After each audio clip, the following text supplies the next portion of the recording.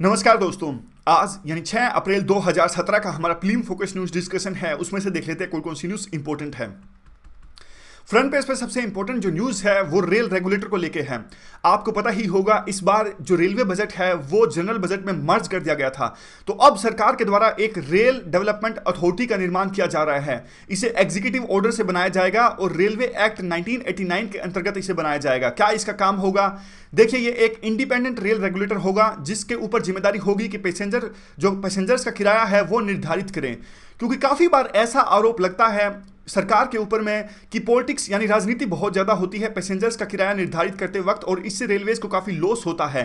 तो अब एक प्रकार से ये इंडिपेंडेंट बॉडी होगी तो रेलवेज का जो किराया है वो अच्छे से निर्धारित होगा और काफी रेलवेज को प्रॉफिट होगा, लॉसेस से निजात पाई जा सकती है। और उसके अलावा जो रेलवे के अंदर में ऑपरेशंस होती हैं उनके स्टैंडर्ड्स भी निर्धारित करेगा। इसके अलावा जो रेलवे ऑपरेशंस के अंदर में प्राइवेट सेक्टर की जो पार्टिसिपेशन है कितना हो, ये सब बातें भी ये निर्धारित करेगा। और देखिए, हाल फिलहाल में काफी कमिटीज आई थी। सबसे मुख्य रूप से डॉक्टर विवेक देब्रॉय की कमेटी आई थी। उन्होंने भी इस तरह की बातें कही थी कि कॉर्पोरेटाइजेशन रेलवे का होना चाहिए और जो बजट है रेलवे का उसको मर्ज कर देना चाहिए और एक इंडिपेंडेंट अथॉरिटी बनाने की आवश्यकता है। तो उन्हीं के हिसाब से अब ये ऐसा डिसीजन सरकार ने लिया है।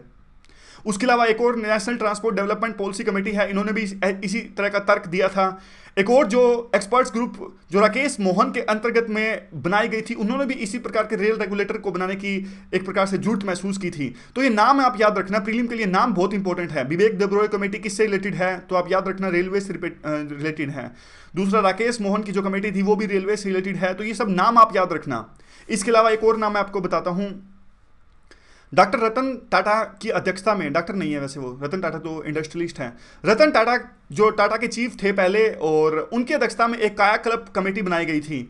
तो उन्होंने भी एक प्रकार से कई तरह के रिकमेंडेशंस दिए थे किस प्रकार से रेलवेज की कंडीशन को इंप्रूव किया जाए। तो ये नाम भी आप याद रखना, रतन टाटा। तो अब चलते हैं इसी आर्टिकल में अगली स्लाइड की तरफ में। ये सारी जो चीज़ें हैं वही कि क्या ये काम करेगी। देखिए, सोशल सर्विस ऑब्लिगेशंस हैं, उनमें भी एक बैलेंस बनाने की आवश्यकता ये करेगी, काम करेगी जो रेगुलेटर है। क्योंकि देखिए, काफ़ी बार ऐसा होता है कि जो पैसेंजर्स का किराया है वो एक लेवल के बाद में ज़्यादा भी नहीं बढ़ाया जा सकता, क्योंकि सोशल सर्विस भी तो अपनी फुलफिल करनी है ना रेलवेज़ को। तो एक बैलेंस लाया जाएगा किराया जो यात्री हैं उनके किराए में। और ये बाकी सारी चीज़ें जो स्टैंडर्ड्स की एफिशिएंसी देखेगी, और जो डिस्प्यूट्स हैं, कंसेशंस जो फिलहाल के जो एग्रीमेंट्स है रेलवे के अंदर में उनमें किस प्रकार से कंसेशन दिया जाए, उनके डिस्प्यूट्स को भी सोल्व करेगी जो ये कमेटी जो रेगुलेटर बनाई जा रही है सरकार के द्वारा में। या फिर रेलवे से रिलेटेड जो भी इंफॉर्मेशन को कलेक्ट करना है, एनालाइज करना है, या फिर पब्लिक डोमेन में उसको रिलीज करना है, वो सब डिसीजंस भी लिए जाएंगे इस रेगुलेटर के द्वारा में। चलते हैं अगले आर्टिकल की तरफ में। ये आर्टिकल रिलेटेड है ताजमहल से रिलेटेड। आपने सुना ही होगा ताजमहल का जो कलर है, काफ़ी बार ऐसा साइंटिफिक स्टडीज़ में कहा जाता है कि ताजमहल का कलर है वो सफ़ेद से येलो हो रहा है। तो कई तरह के कारण इसके लिए जिम्मेदार ठहराए जाते हैं। कुछ लोग कहते हैं कि SO2 यानी सल्फर डाइऑक्साइड इसके लिए रिस्पॉन्सिबल है। कुछ लोग कहते हैं कि एयर पोल्यूशन में जो पर्टिकुलर मैटर्स रिलीज होते हैं जैसे PM2.5 या फिर PM10, ये सब चीज़ें जो हैं वो रिस्पॉन्सिबल हैं। ताजमहल का जो कलर है वो चेंज हो रहा है, येलो कलर में प्रतीत हो रहा है अब इसलिए। तो अब देखिए, कोई ऐसे पर्टिकुलर स्पेसिफिक फैक्टर तो रिस्पॉन्सिबल नहीं हो सकता, लेकिन अब सरकार के लिए कुछ कदम उठाए जा रहे हैं ताकि ताजमहल का जो कलर है वो चेंज ना हो और डिसकलर ताजमहल ना हो। तो उनमें से एक कलर जो मुख्य रूप से अब जिस पे हेडलाइन है या फिर आप कह सकते हैं जो जिस पे फोकस दिया गया है, मड थेरेपी का यूज किया गया है सरकार के द्वारा में। तो इसे पूछा जा सकता है कि मड थेरेपी कुछ नहीं होता, सिर्फ मुल्तानी मिट्टी जो आमतौर पे जो हमारी बॉडी का भी कलर चेंज करने के लिए जैसे कुछ पर्सन से इस्तेमाल कर सकते हैं, फेस के लिए इसे इस्तेमाल करते हैं, तो वही मड थेरेपी यानी मुल्तानी मिट्टी का यूज अब सरकार कर रही है। और इसके अलावा सरकार क्या कर रही है, और सरकार कहती है कि देखिए 3/4 ताजमहल के हिस्से पे अभी मुल्तानी मिट्टी वैसे लगाई जा चुकी है और काफ़ी सकारात्मक रिजल्ट्स देखने को मिले हैं। इसके अलावा जो national environmental engineering research institute यानी NEERI, इन्होंने भी अपनी रिपोर्ट में काफ़ी कुछ कहा ताजमहल की जो सिचुएशन है उसको कैसे इंप्रूव किया जाए। इसे भी सरकार इंप्लीमेंट कर रही है और इसकी तरफ ध्यान दे रही है। तो सबसे पहले तो हम ये देखते हैं कि आखिरकार ये NEERI है क्या। देखिए, जो national environmental engineering research institute NEERI एक रिसर्च इंस्टीट्यूट है, गवर्नमेंट ऑफ इंडिया के अंतर्गत आता है और नागपुर में इसका हेडक्वार्टर है। 1958 में इसे बनाया गया था।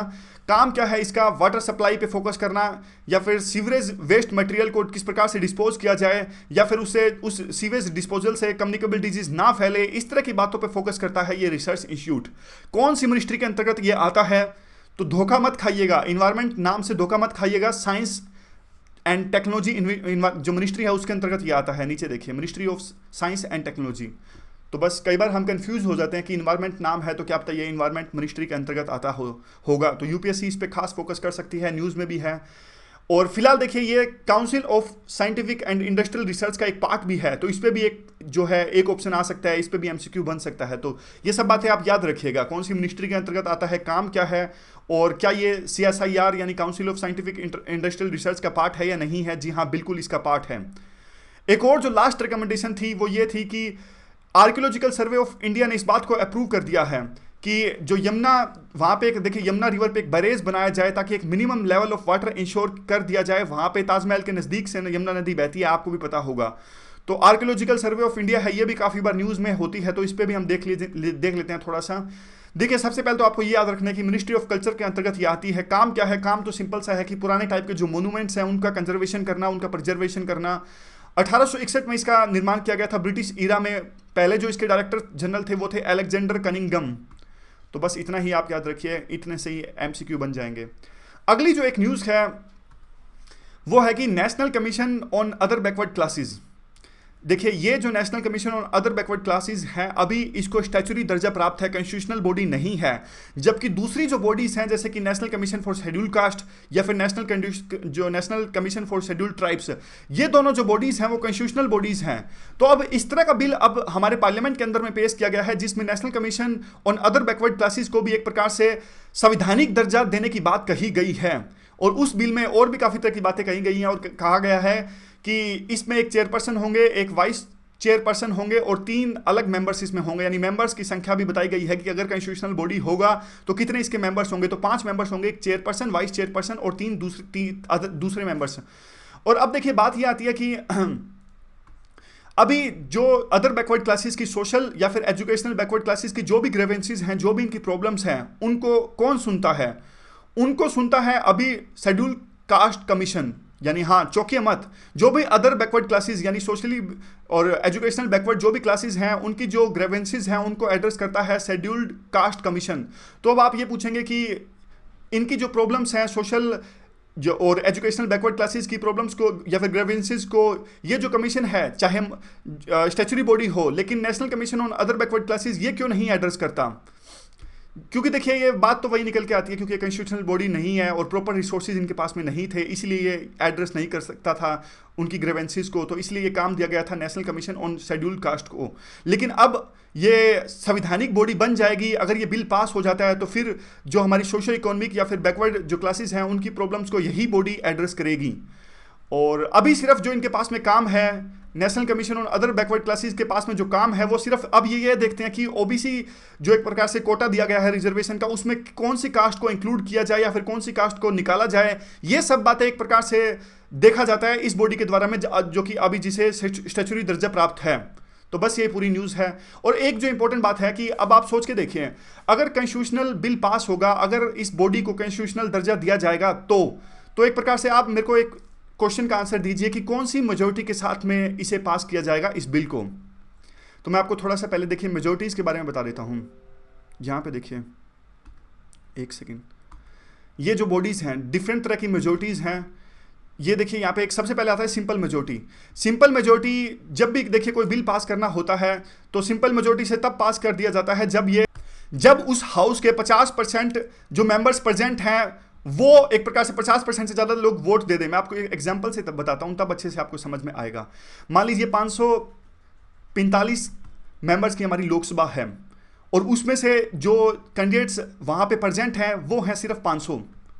तो उसमें से मान लीजिए देखिए 250 से ज़्यादा जितने मेंबर्स जो अवेलेबल हैं, प्रेजेंट है पार्लियामेंट के अंदर में, लोकसभा के अंदर की, लोकसभा स्पेसिफिकली हम बात कर रहे हैं। लोकसभा में मान लीजिए टोटल संख्या है 545 लेकिन प्रेजेंट है 500। तो 500 के आधे कितने हुए? 250। तो जितने प्रेजेंट हैं उसके 50% से ज़्यादा लोग अगर वोट दे देते हैं तो वो कहलाती है सिंपल मेजोरिटी। ठीक है, तो बात आती है कि एब्सोल्यूट मेजोरिटी क्या होती है। अब देखिए, एब्सोल्यूट मेजोरिटी वो होती है कि प्रेजेंट से जितने मेंबर्स प्रेजेंट हैं उससे कोई लेना देना नहीं है। यानी टोटल संख्या जिस भी हाउस की, मान लीजिए लोकसभा का एग्जांपल लीजिए, 545 मेंबर्स हैं टोटल लोकसभा के, उसको 2 से डिवाइड कीजिए तो कितना आएगा? 272, 273 ले लीजिए। मान लीजिए कोई भी बिल अगर हमें एब्सोल्यूट मेजोरिटी से पास करना है तो 273 से ज़्यादा एक प्रकार से मतों से इसे पास करना होगा। तो एब्सोल्यूट मेजोरिटी का लेना देना है सिर्फ उस बात से कि टोटल हाउस में मेंबर्स कितने हैं, कितने परसेंट हैं, वो कोई लेना देना नहीं है। कितने परसेंट है वो लेना देना है सिंपल मेजोरिटी को। सिंपल मेजोरिटी में हम सिर्फ ये देखते हैं कि मेंबर्स अवेलेबल कितने हैं, लेकिन एब्सोल्यूट मेजोरिटी में टोटल हाउस में मेंबर्स की संख्या कितनी है वो देखते हैं। अब बात आती है स्पेशल मेजोरिटी क्या होती है। स्पेशल मेजोरिटी में हम देखिए दो कंडीशंस देखते हैं। एक तो जो टोटल हाउस है यानी 545, यानी लोकसभा की मेंबर्स की अब संख्या टोटल है 545, तो इसके 2/3 कितने होंगे? 545 के 2/3, 545 के जो 2/3 होंगे वो 362 के आसपास मिलेंगे। तो दो कंडीशंस इसमें देखनी है हमें, अगर हमें स्पेशल मेजोरिटी से कोई भी बिल पास करना हो। एक तो हाउस की, यानी ये दोनों मिला के बनती है स्पेशल मेजोरिटी। कैसे बनती है? लेकिन हाँ 50% की संख्या थी इन दोनों में तो, लेकिन स्पेशल मेजोरिटी में जो संख्या है वो 2/3 होनी चाहिए। अब देखिए बात यूं है कि 545 जो मेंबर्स हैं लोकसभा के, उनके 2/3 कितने हुए? उनके 2/3 हुए 362 के आसपास। एक तो ये कंडीशन फुलफिल होनी चाहिए कि हाउस यानी लोकसभा के जितने भी मेंबर्स हैं उसके 2/3 संख्या है उससे बिल पास होना चाहिए। और इसके अलावा जो दूसरी कंडीशन है कि जितने मेंबर्स अभी प्रेजेंट हैं उसका भी 2/3 जो है वो भी हम देखेंगे। यानी मान लीजिए 500 मेंबर्स आए हैं तो 500 × 2/3, तो ये भी देखेंगे। दोनों कंडीशंस फुलफिल होनी चाहिए स्पेशल मेजोरिटी से हमें अगर कोई बिल पास करना है तो। और जो चौथी हमारी इफेक्टिव मेजोरिटी आती है उसमें भी देखिए हम एक प्रकार से एग्जांपल के तौर पे भी मैं आपको बताता हूं। इसमें मान लीजिए लोकसभा में संख्या है 545, लेकिन कुछ सीट जो है अभी वैकेंट हैं, यानी मान लीजिए किसी की मौत हो गई या फिर इस्तीफा दे दिया, तो अभी जो फिलहाल जो सीट्स भरी हुई हैं जो लोकसभा के अंदर में वो सिर्फ 530 सीट भरी हुई हैं, 15 सीटें जो खाली हैं। तो हम अगर इफेक्टिव मेजोरिटी निकालते हैं तो जो सीट्स खाली हैं वो निकाल देते हैं। यानी मान लीजिए 15 सीट्स वैकेंट है 545 में से, तो इसमें से 15 माइनस कर देंगे 530। सिर्फ इसी की 50% ज्यादा होनी चाहिए, इसी का 50% काउंट करते हैं हम अगर हमें कोई भी चीज इफेक्टिव मेजोरिटी से पास करनी हो तो ये चारों तरह की मेजोरिटीज हैं, आप इन्हें ध्यान में रखिएगा। इस बार इस पे क्वेश्चन पूछा जाता है तो बस आप देख लीजिएगा इसको ध्यान से। तो आगे देखिए एक जो छोटा सा टॉपिक है वो व्हाट्सएप को लेके है। हुआ क्या था, व्हाट्सएप को एक्वायर कर लिया था फेसबुक ने और सारे जो व्हाट्सएप का जितना भी डेटा था उसको एक्सेस कर लिया था फेसबुक ने, जिसपे अब विवाद उठ गया था हमारे इंडिया के अंदर में। और कुछ लोग जो थे वो इस बात को लेके हाईकोर्ट में गए और कहा कि देखिए हमारी प्राइवेसी को हर्ट करता है क्योंकि हमने व्हाट्सएप में से अकाउंट जो था वो जो डिलीट कर दिया था, लेकिन अभी भी हमारे डेटा को यूज कर रहा है जो फेसबुक है। तो हाईकोर्ट ने तो देखिए इस बात पे कुछ नहीं कहा और कहा कि ठीक है जो भी कॉन्ट्रैक्ट हुआ था, जो भी एक्वायर हुआ था। अब ये केस जो है वो सुप्रीम कोर्ट में है और कई बातों को लेकर यहाँ पे डिबेट है। एक तो इस बात को लेकर भी डिबेट है कि कौन से आर्टिकल के अंतर्गत ये बात जो सुप्रीम कोर्ट कंसीडर कर सकता है। तो आर्टिकल नंबर 21 या फिर freedom of speech and expression जो है आर्टिकल 19(1)(a। तो दूसरा, अब कई तरह के स्टेक होल्डर्स हैं उनको नोटिस भेजा है सुप्रीम कोर्ट ने, उसमें ट्राई भी आता है। ट्राई पे अगर क्वेश्चन आए तो आपको 2-3 बातें याद रखनी है। एक जो ट्राई है वो स्टैच्यूटरी बॉडी है और दूसरी कई बार ये भी कुछ पूछा जाता है कि ट्राई के अंतर्गत कि ट्राई किसे सर्विसेज प्रोवाइड करता है। तो आप ये याद रखिएगा कि ट्राई जो सर्विसेज प्रोवाइड करता है कंज्यूमर्स को भी करता है और जो सर्विस प्रोवाइडर्स हैं उनको भी करता है। यानी मान लीजिए सर्विस प्रोवाइडर्स यानी कि एयरटेल, वोडाफोन, इनके आपस में कोई लड़ाई हो जाती है रिलायंस जियो से, तो इस बात को लेके वो जो है ट्राई में जा सकते हैं। अगर हमें भी कोई प्रॉब्लम है कि किसी प्रकार से अगर जो सर्विस प्रोवाइडर्स हैं हमें लूट रहे हैं, कस्टमर्स को लूट रहे हैं, तो भी हम ट्राई में जा सकते हैं। तो ट्राई का ये काम होता है। और अब देखिए आगे चलते हैं हम अगले न्यूज़ की तरफ में। ये कोस्ट गार्ड से रिलेटेड न्यूज़ है। देखिए श्रीलंका में एक कंटेनर शिप था जिसका नाम था MV डेनिला। इनमें आग लग गई और इन्होंने सहायता मांगी इंडिया से। और इंडिया का जो कोस्ट गार्ड का जो ये नेवल शिप था शूर, कोस्ट गार्ड का शिप था शूर, वो वहीं पे मौजूद था इंडियन ओशन के अंतर्गत में। 2 घंटे के अंदर अंदर ये कोस्ट गार्ड का शिप था शूर, ये वहाँ पे कोलंबो के जो पोर्ट है, कोलंबो का जो कोस्ट है वहाँ पे पहुँच गया और इन्होंने 2 घंटे के अंदर में आग बुझा दी। तो क्वेश्चन कई चीज़ों पे बन सकता है। कोस्ट गार्ड काफ़ी सुर्खियों में रहता है, तो कोस्ट गार्ड के बारे में अगर हम देखिए जाने तो यहाँ पे देखिए इंडियन ओशन के अंदर में हमारा शिप था और आग बुझा दी। इस पर तो क्वेश्चन नहीं बनता, क्वेश्चन इस पर बनता है कोस्ट गार्ड पे। कोस्ट गार्ड देखिए जो इंडिया की मैरीटाइम इंटरेस्ट को एक प्रकार से बचाता है और सर्व करता है और मैरीटाइम का जो लॉ है उसको भी इन्फोर्स करता है जो कोस्ट गार्ड है। और हमारे जो एक्सक्लूसिव इकोनॉमिक जोन्स के अंतर्गत में जो भी एरिया आता है या फिर कंटिग्यूजस जोन जो है वहाँ भी जो भी, या फिर हमारा टेरिटोरियल वाटर्स है उसके अंतर्गत जो भी एक प्रकार से एरिया आता है, उन सब एरियाज़ में कोस्टल गार्ड का जो हमारा इंडियन कोस्ट गार्ड है वो काम करता है। और एक क्वेश्चन ये बनता है कि कौन सी मिनिस्ट्री के अंदर ये आता है। सबसे इंपॉर्टेंट है ये मिनिस्ट्री ऑफ डिफेंस के अंदर में हमारा इंडियन कोस्ट गार्ड आता है।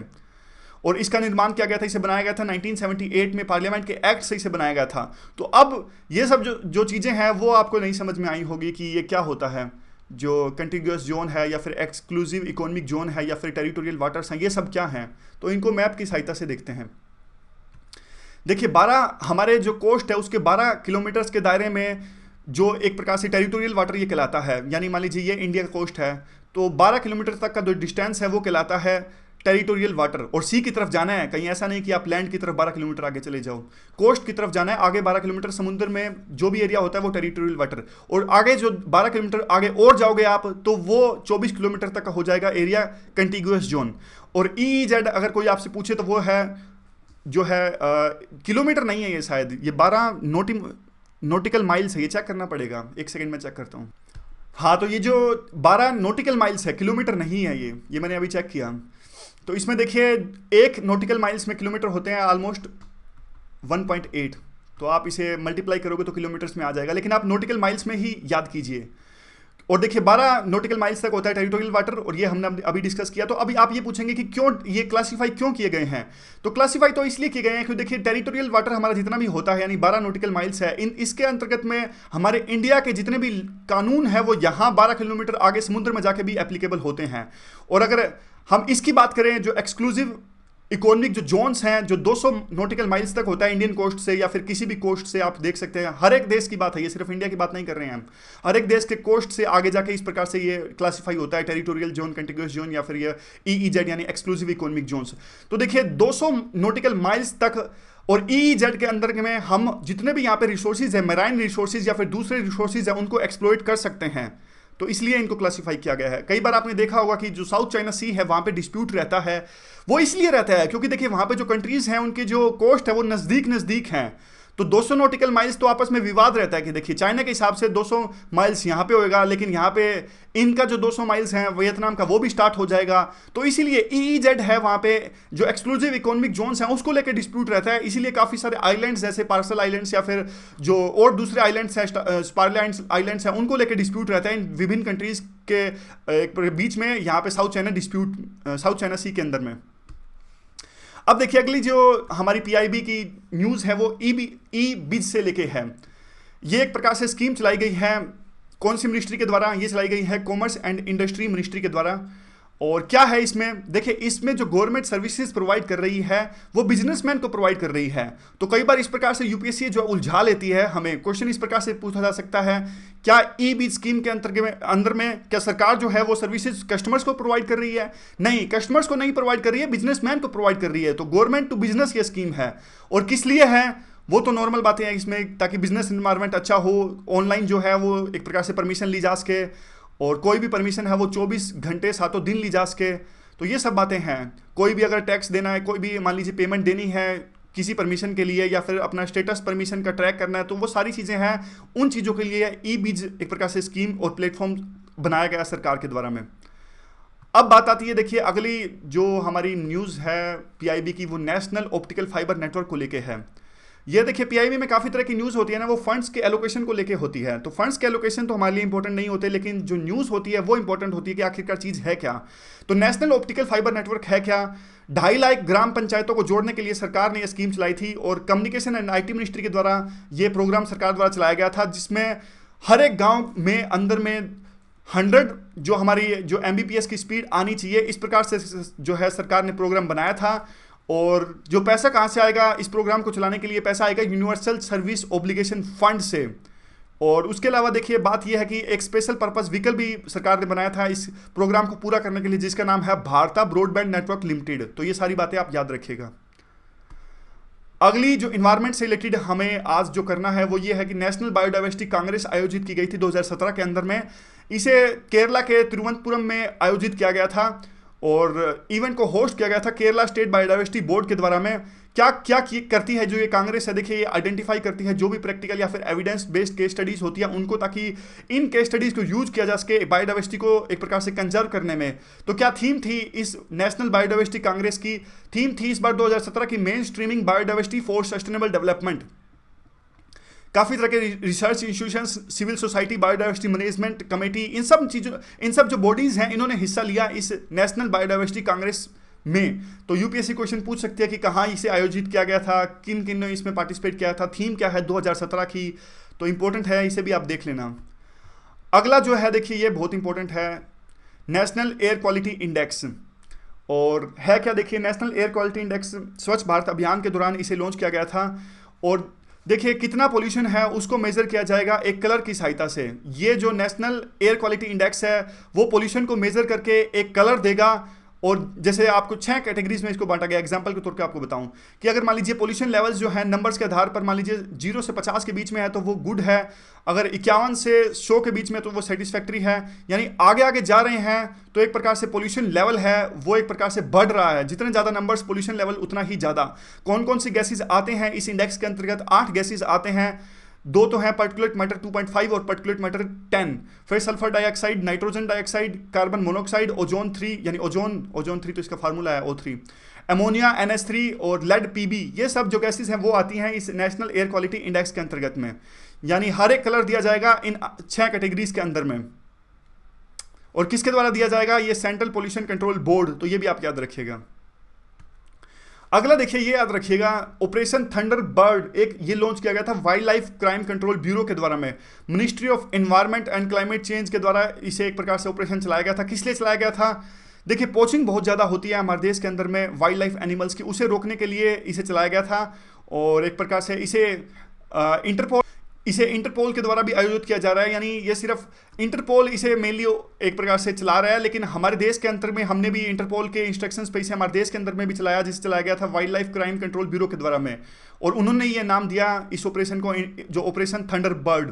यानी इंटरपोल एक प्रकार से कोऑर्डिनेट कर रहा है विभिन्न कंट्रीज के बीच में, ताकि जो ये हमारे वाइल्ड लाइफ एनिमल्स हैं इनकी पोचिंग रोकी जा सके, इनकी स्मगलिंग को रोका जा सके। और अभी तक काफ़ी एक प्रकार से सीजर्स हो गए हैं। ये डेटा वगैरह तो आप याद मत रखिएगा क्या कुछ पकड़ा जा सका है। अभी अगली जो न्यूज़ है वो एक और ऑपरेशन जो हमारा wild life crime control bureau है उनके द्वारा चलाया गया है। इस ऑपरेशन का नाम है ऑपरेशन सेव कर्मा। तो यूपीएससी से पूछ सकती है ये किस लिए है? ये टर्टल्स को बचाने के लिए है। तो बस यही याद रखिएगा। कितना अभी तक जो लाइव टाइटल्स हैं वो रिकवर किए जा चुके हैं ये सब इंपॉर्टेंट नहीं है। बस एक बात याद रखिएगा, किसके द्वारा ये चलाया गया है? ये चलाया गया है wild life crime control bureau है उनके द्वारा में। और किसके लिए चलाया गया है ऑपरेशन सेव कर्मा? टर्टल्स के लिए इसे चलाया गया है। अवेयरनेस भी जनरेट कर रहे हैं और बाकी जो दूसरी तरह की जो एक प्रकार से कोऑर्डिनेट भी कर रहे हैं विभिन्न एजेंसियों के बीच में, ताकि इसके जो एक प्रकार से पोचिंग होती है या फिर इस प्रकार से इनको मारा जाता है उसे रोका जा सके। तो अभी आज की डिस्कशन में बस इतना ही। Thank you very much for discussion.